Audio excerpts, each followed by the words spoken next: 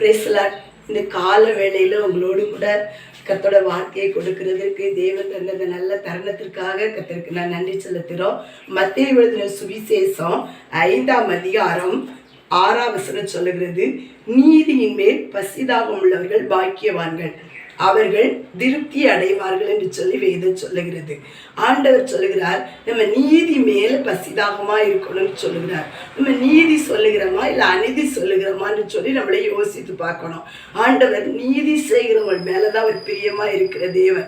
இன்னைக்கு நம்ம அநீதிக்கு செவி கொடுத்திருக்கிறோமா இல்லை நீதிக்கு நம்ம செவி கொடுத்திருக்கிறதமா என்று சொல்லி நம்மளை நாமே உள்ளத்துல கொஞ்சம் நெடி நம்ம ஆராய்ந்து பார்க்கும்போது, நம்மளை ஒரு நிமிஷம் நீங்க உட்கார்ந்து உங்களை ஆராய்ந்து பாருங்க, யோசித்து பாருங்க. அநீதிக்கு நம்ம செவி கொடுக்கிறோமா இல்லை நீதிக்கு நம்ம செவி கொடுக்கிறோமான்னு சொல்லி நம்மளை நிதானித்து பார்க்கும்போது நம்மளுக்கே அது தோன்றும், ஐயோ நம்ம எதுக்கு பேசுகிறோம், நீதி மேலதான் ஆண்டவர் பசிதாகம் உள்ளவர் இருக்கிறான், அதனால நம்ம நீதி செய்யணும்னு சொல்லி நம்ம அதை என்ன செய்யணும், தேவனுடைய கரத்துல நம்ம என்ன செஞ்சிடணும், ஒப்பு கொடுத்துடணும். இப்பொழுது நம்ம அப்படியே இருக்கிற இடத்துல ஒரு நிமிஷம் தலைகளை தாழ்த்தி நம்ம ஜெபிப்போமா. ஸ்தோத்திரம் ஆண்டவரே, உம்மை நன்றியோடு மெய் துதிக்கிறோம், மெய் ஸ்தோத்தரிக்கிறப்பா. நீதியின் மேல் பசிதாகம் உள்ளவர்கள் பாக்கியவான்கள் என்று சொல்லியிருக்கீங்கப்பா. ஆண்டவரே, நீதி சொல்லுகிற பிள்ளைகளாய் மாறட்டும் ஆண்டவரே.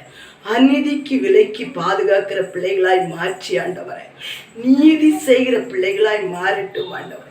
எந்த இடத்துல எந்த சூழ்நிலைகளை கூட ஆண்டவரே நீதி சொல்லட்டுப்பா. ஒரு தீர்ப்பு சொல்ல போனாலும் சரி ஆண்டவரே, அந்த தீர்ப்பு உமக்கு உள்ளதா நீதி உள்ள தீர்ப்புகளாய் காணப்படட்டுப்பா. இதை கேட்கிற எந்த சகோதரன் சகோதரிகளாய் இருந்தாலும் சரி, ஒருவேளை நீதி சொல்லுகிற ஜனங்களாய் இருந்தாலும் சரி ஆண்டவரே, அப்பா உமக்கு ஸ்தோத்திர ஆண்டவரே. உமக்கு பயப்படுகிற பயத்தை கொடுத்து ஆண்டவரே, உடைய பிள்ளைகள் நீதி சொல்ல கர்த்தர் நீர் உதவி செய்யும்படி ஜெபிக்கிறப்பா. இந்த வார்த்தையின்படி அப்படியே உடைய பிள்ளைகளை கர்த்தர் தேவன் தாமே நடத்துவீராக. ஆமென்.